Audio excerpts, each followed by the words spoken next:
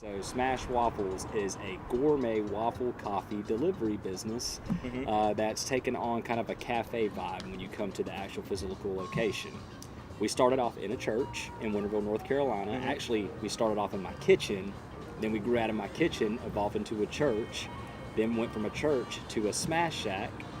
Had to move to a bigger kitchen, which is where Best Buy is the Dragonfly. There's an old Chinese place there.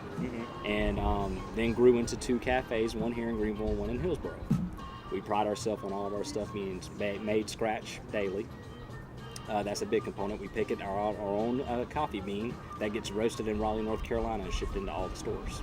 And how do you think your store was able to stand out so much that you were able to go from a kitchen to two physical locations in like a year? Yeah, it's under a year. So Under a we year. started officially December 21st, 2016. So by the time we had our second cafe open, I think it was December 15th, 2017. So literally, it was like right within a year's time frame, we had everything opened up. And one of the biggest components that actually I say makes us successful is how we branded ourselves. You know, obviously nobody's doing a waffle the way we are. There are a couple shops now, but especially with the aspect of having breakfast delivered, doing short, quick, animated features of our product to catch the social media world's attention, I think that helped out a lot. Plus, it doesn't taste that bad either. Well, obviously, the type of waffle we make is a completely different type of waffle. It's a dough-based waffle, similar to bread, pretzels, bagels, donuts. Your typical waffle is batter-based. A unique problem that we face very early on is it is a long process to make the dough because it has to rise and it has to, temper and it has to prove to get to the right, shape, size, whatever, so we can throw it on the waffle iron. Obviously, it was just me in the kitchen by myself, so getting very busy early on, it was hard for me to keep up with the demand, so I actually had to shut orders off and actually go out and start hiring people to help me with prep. Smash Waffle excels at getting its brand name out to people. Yep. But what's your strategy for keeping customers coming back? The waffle, the coffee, and the experience you get in the cafe.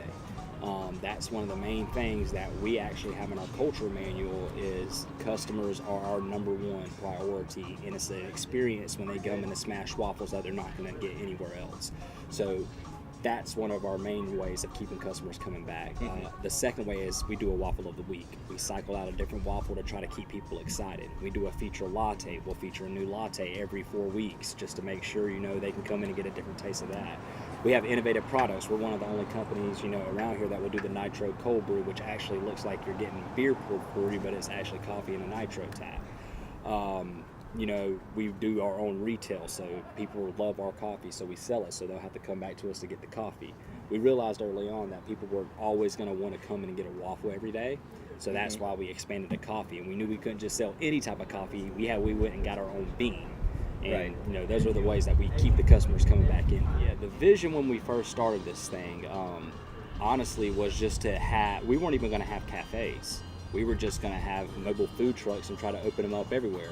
Come to find out, we really didn't know a lot about the restaurant food industry to where you actually have to have prep kitchens, commissary kitchens to where you have to prep the stuff.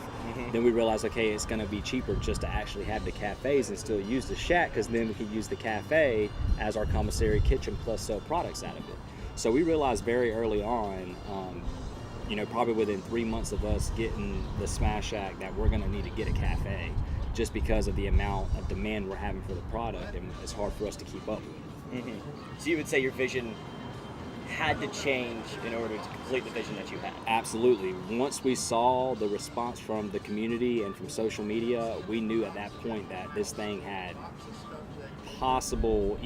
we got affirmation that this is going to be the next big brand in America and possibly the world. And I tell everybody that I want to put Starbucks out of business, which is a lofty goal.